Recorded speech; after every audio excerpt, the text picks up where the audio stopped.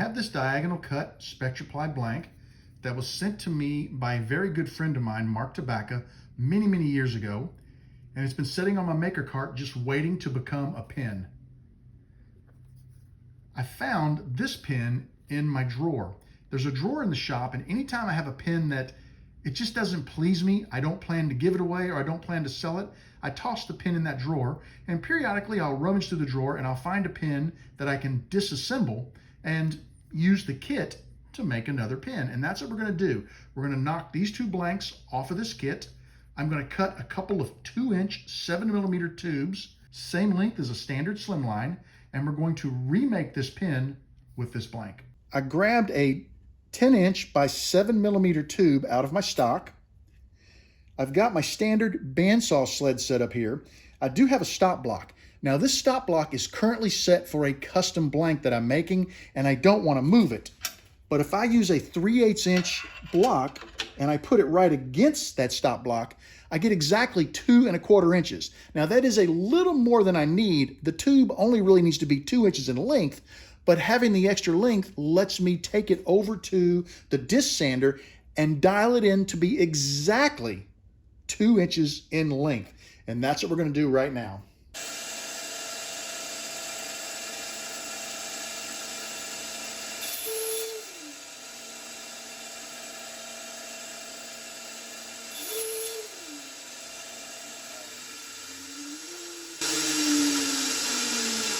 And there you have two 2 1/4 inch blanks.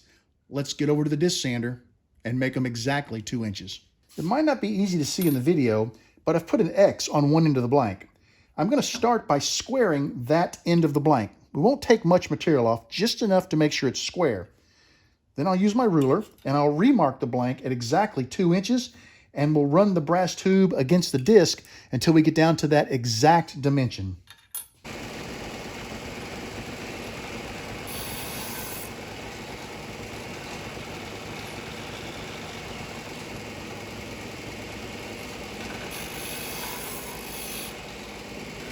From the end of the blank with the X, I'll make that up to the end of the ruler. And I'll mark my blanks.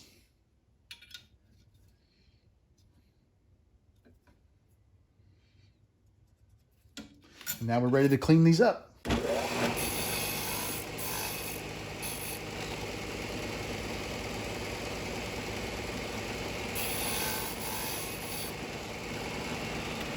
These blanks are exactly the same height, and putting them on the ruler, they come out to exactly 2 inches.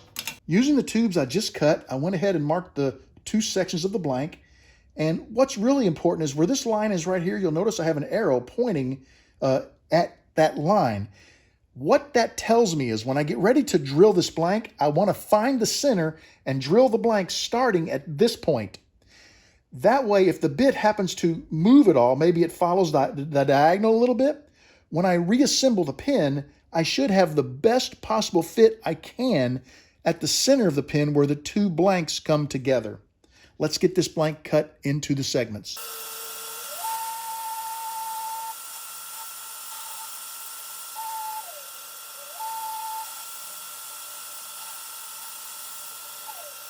I have chucked up my 7mm bit. I went ahead and removed the tape and stickers from the blank. They turn off, but I feel better just getting rid of them. And you can see my arrow. From there, I found and dimpled the center of each blank. We're now ready to drill. We'll start by putting the dimple on the brad point bit right into the dimple on the blank, and we're ready to go. Both blanks drilled extremely well. You can see our entry holes, and on this side are our exit holes. This one got a little close to the edge, but it shouldn't be a problem. There's still plenty of room there to make a slimline style pen. I've got both of my blanks ready, and you'll notice the arrows. That is the end from which we want to insert our tube. Once again, to make sure when we reassemble the pen, we get the best fit possible. My tube's been roughed up, and I've put Play-Doh in one end. We're going to go ahead and put some of this epoxy we've mixed up onto each of our tubes, and we're going to get it inserted into our blanks. I'm going to make sure you get a good liberal amount on the tube. And once again, there's our arrow. We're going to insert from this end. The Play-Doh keeps the epoxy from getting inside the tube when you're moving it in and out of the pin like this to spread the epoxy. I'll go ahead and get rid of some of this excess epoxy here. And give it a nice little push. Wipe the end of our blank off. And what I want to do is I want to push that in just a little bit, so it's just ever so slightly below the surface. That's a little too far. Let's push back. Got to keep an eye on that. There we go. It's maybe a little more. You just want it below the surface so you can square. There we go. Much nicer. Now you can see I got just a tiny little lip there. That's going to be perfect when I square the blank. Let's get the other tube glued into the blank. There we go. Make sure that's facing out.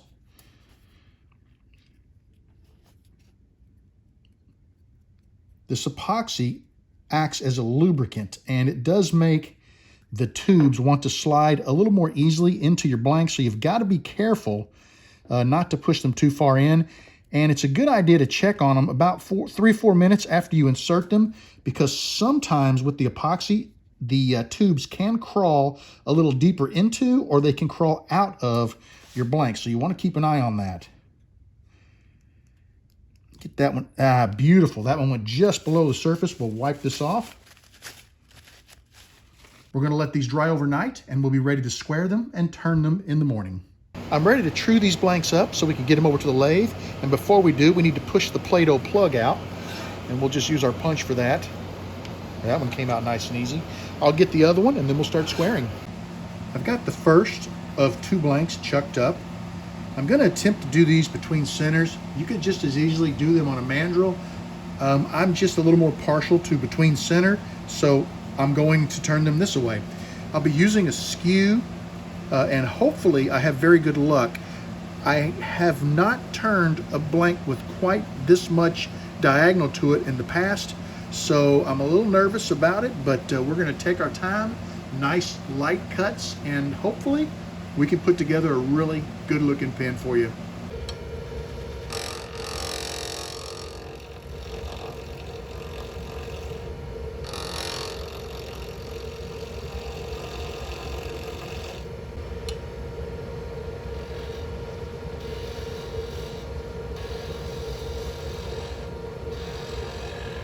So far, things are going pretty good with the turning. Blank looks nice. I noticed a little bit of a drag with my skew, so I've decided to stop. I'm going to strop the skew.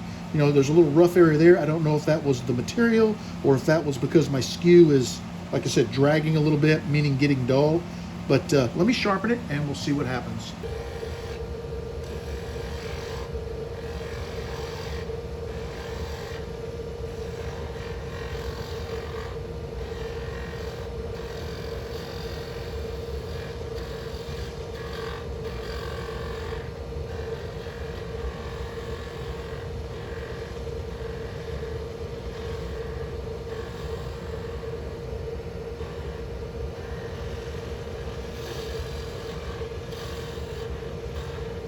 I got the blank turned down pretty far. I've actually got a fairly nice surface on it. I decided to stop at this point and go ahead and finish by sanding, because this blank, is being a slimline, is so thin, and I'm just super nervous about lifting up one of these segments and blowing it apart. And we still have an entire second blank we have to turn. So we're going to start by putting 1 coat of thin CA on this blank. We'll let it dry. Then we'll come back and begin sanding, and the idea behind that first coat of thin CA is to just stop the darker blues from bleeding into the lighter blues and the whites. Protective coat going on.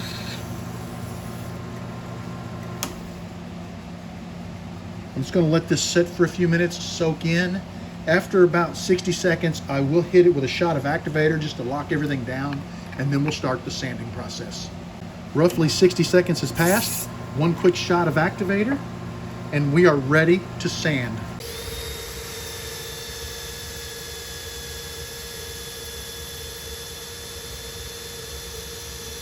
A quick clean with denatured alcohol, and we'll be ready to apply the CA finish. I'll come back and show it to you once the CA is on the blank and we're ready to start the micro mesh process. I've got the CA applied. The blank looks pretty good. I'm going to get it off these non-stick bushings, square the ends back up on the disc sander. We'll get it back on the turning bushings, and we're going to micro mesh this blank. Preparing to micro mesh the blank, we are only going to run the pad for 15 seconds. The blank looks really nice after the micro mesh process. I'm going to go ahead and apply the wax, and then we'll just set the blank aside, and we'll come back and buff it once the other blank is finished and ready to be buffed.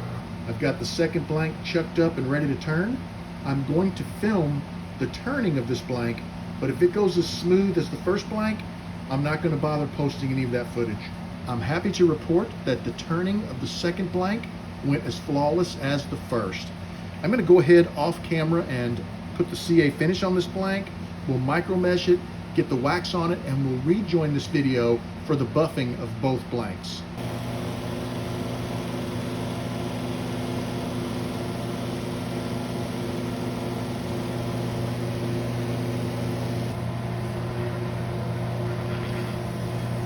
My blanks are finished. I'm really surprised at how nice these turned out. They polished up nicely and they buffed up nicely, and they have a great shine on them. And I'm super excited to press these into a kit. I'm ready to assemble this pin. I went ahead and chamfered the inside of the tubes. All we need to do is decide how we want to lay this out. Do we want the blank to follow the same pattern from top to bottom?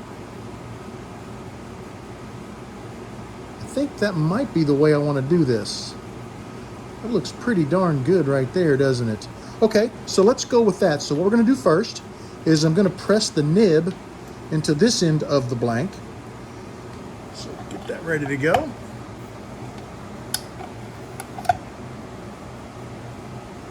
That looks really nice. Got a nice fit there. Let's press the transmission into the back of the blank.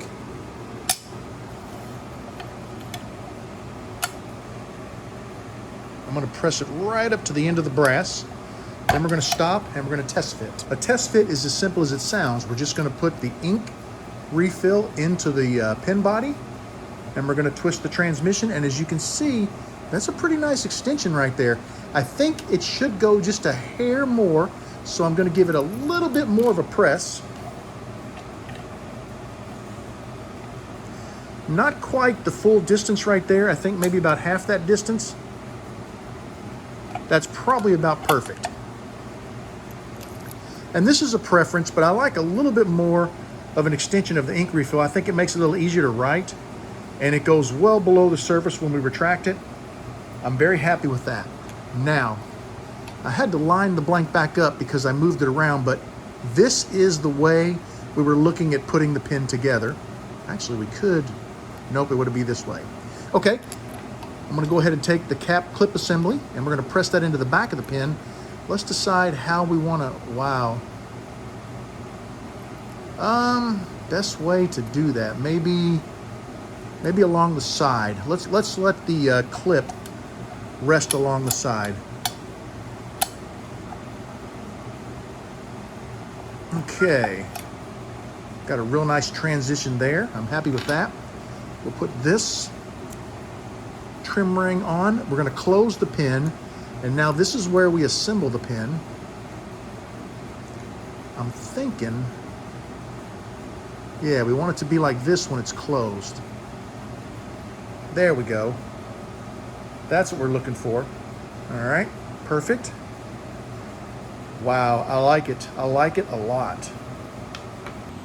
Thank you for joining me today for the turning of this SpectraPly blank. I'd like to thank Mark Tabaka for sending this to me. Oh gosh, I don't know how many years ago.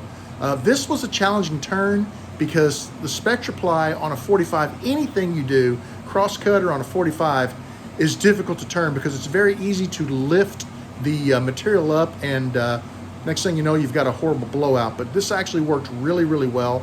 And I love this pin kit. I love the filigree on this one. I just think it's a beautiful kit, and I'm very happy with this pin and how it turned out.